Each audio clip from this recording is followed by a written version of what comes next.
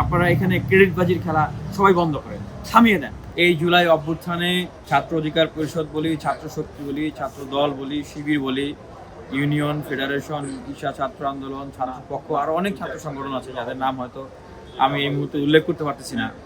তারা খুবই গুরুত্বপূর্ণ ভূমিকা পালন করেছে আন্দোলনকে সুসংগঠিত করার ক্ষেত্রে এবং বিভিন্ন সময়ে লজিস্টিক্স সাপোর্ট দেওয়ার ক্ষেত্রে। কিন্তু আমি একটা প্রশ্ন রাখি যে এই ছাত্র সংগঠনগুলো তারা তো আরও আগেও কাজ করেছি আমরা, কিন্তু আমরা কি পেরেছি একটা অভ্যুত্থান রচনা করতে পারি নাই? তার মানে কি যে ইন জেনারেল একটা সেন্স তৈরি হওয়া, স্বতঃস্ফূর্তভাবে শিক্ষার্থীরা নেমে আসা, দেশের মানুষ নেমে আসা, এবং সবচেয়ে বড় যাদের প্রয়োজন ছিল, আমি যেটা মনে করি যে সাহস করে এসে বুলেটের সামনে বুক চিতিয়ে দাঁড়িয়ে যাওয়া, এই মানুষগুলো অভাব ছিল। এই মানুষগুলো এসেছে, আল্লাহ তাদেরকে পাঠিয়েছে, তারা শহীদ হয়েছে, আহত হয়েছেন, তারাই কিন্তু সবচেয়ে বড় হিরো এই অভ্যুত্থানে। তো তারা না আসলে কই এই মাস্টার মাইন্ড বলি আর এই আমরা ছাত্র নেতারা বলি আর এই আইডিয়া বলি, এগুলো কোনো কিছু আসলে কাজে আসতো না। সুতরাং আল্লাহর কাছে আমাদের শুকরিয়া আদায় করা উচিত। আমি তো আসলে ছাত্র শিবিরের নেতৃবৃন্দ, জামাত ইসলামের নেতৃবৃন্দদের সাথে জেল কেটেছি, ছাত্রদল বিএনপির নেতৃবৃন্দদের সাথে জেল কেটেছি। আমি 7 মাস সলিডারি কনফাইনমেন্টে ছিলাম এই জাতীয় নির্বাচনের আগে। এই জুলাই অভ্যুত্থানের সময় আমাকে গ্রেপ্তার করা হয়েছিল 28 জুলাই।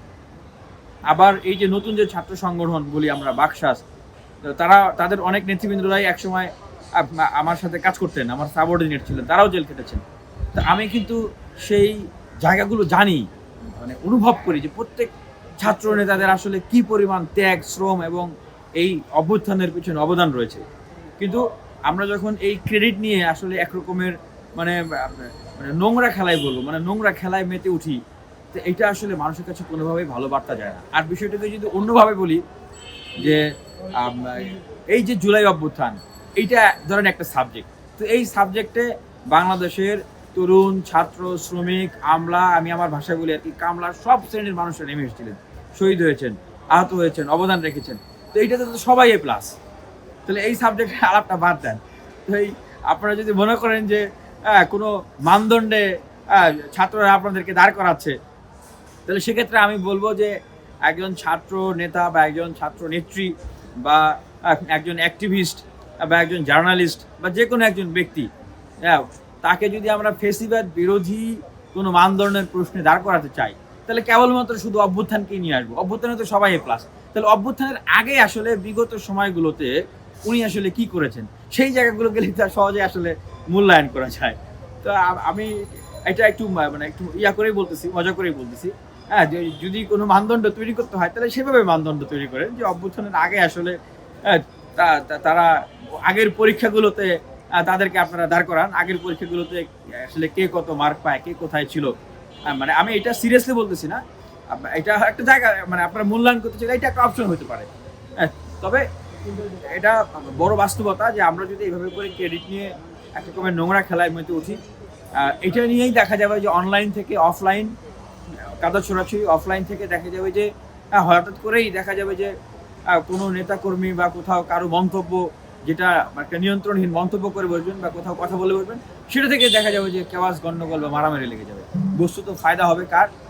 যারা অভ্যুত্থানের বিরোধী ছিল, যারা পতিত ছিল, যারা ফ্যাসিবাদী, সেই আওয়ামী লীগ, ছাত্রলীগ, যারা ষড়যন্ত্রকারীরা এখনো এই ঢাকা বিশ্ববিদ্যালয় সহ বিভিন্ন বিশ্ববিদ্যালয়গুলোতে ওত পেতে আছে। আমি আবারও বলছি, ঢাকা বিশ্ববিদ্যালয় থেকে বিভিন্ন বিশ্ববিদ্যালয়ে এই পতিত ষড়যন্ত্রকারীরা তারা ওত পেতে আছে, খালি কখন আমরা নিজেদের ভিতরে মারামারি শুরু করবো এই সুযোগটার জন্য।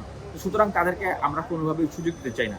আমি মনে করি যে প্রত্যেকটা ছাত্র সংগঠন বা ব্যক্তি বা গ্রুপ গোষ্ঠী যারা অভ্যুত্থানে কাজ করেছেন, তারা এখন প্রতিযোগিতা করেন আপনারা আপনাদের মতো করে, আমরা আমাদের যারা যে জায়গায় আছেন, আমরা ভালো কাজের প্রতিযোগিতা করি না। সময় তো শেষ হয়ে গেল না।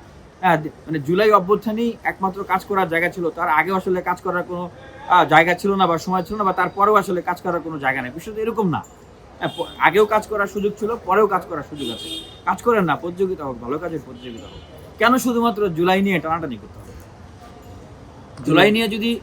জুলাই নিয়ে যদি আমরা এভাবে করে ছাত্রনেতাদের দেখি যে মানে একটা নোংরা টানাটানি হয়, ক্রেডিটবাজি হয়, আমার যারা শহীদ হয়েছেন তারা আত্মায় কষ্ট পাবেন, যারা আহত হয়েছেন এখন হাসপাতালের বেডে আছেন, তারা হয়তো মানে চোখের পানি ফেলছেন যে কিরে আমি আহত হলাম, হ্যাঁ আমি ঠিক মতো হাসপাতালে চিকিৎসা পাচ্ছি না, যারা শহীদ হয়েছেন তারা হয়তো চিন্তা করতেছেন আমি শহীদ হলাম, এখন পর্যন্ত আমার নামের তালিকা রাষ্ট্রীয়ভাবে চূড়ান্ত হলো না, আমার পরিবার দুঃখ দুর্দশায় আছে, কেউ খোঁজ নেয় না সেভাবে। যারা আহত হয়েছেন তারা হয়তো চিন্তা করতেন আমার পরিবার পরিজন বা আমার খোঁজ নেওয়ার লোক নাই, অথচ ক্রেডিট নিয়ে টানাটানির অবশ্য একটা উদ্দেশ্য থাকে। হ্যাঁ, এখানে ব্যক্তির স্বার্থ, দলীয় স্বার্থ বা গোষ্ঠী স্বার্থের বিষয় থাকে। তখন সেটা শিক্ষার্থী এবং মানুষের মাঝে, আহত এবং শহীদদের মাঝে আরও বিরূপ প্রতিক্রিয়া তৈরি করে। আমি বলবো যে প্লিজ আপনারা এখানে ক্রেডিটবাজির খেলা সবাই বন্ধ করেন, থামিয়ে দেন। আসুন সবাই মিলে আমরা বিশ্ববিদ্যালয়, ছাত্রছাত্রী, দেশের মানুষের জন্য, দেশ গঠন এবং জাতি গঠনের জন্য কাজ করি।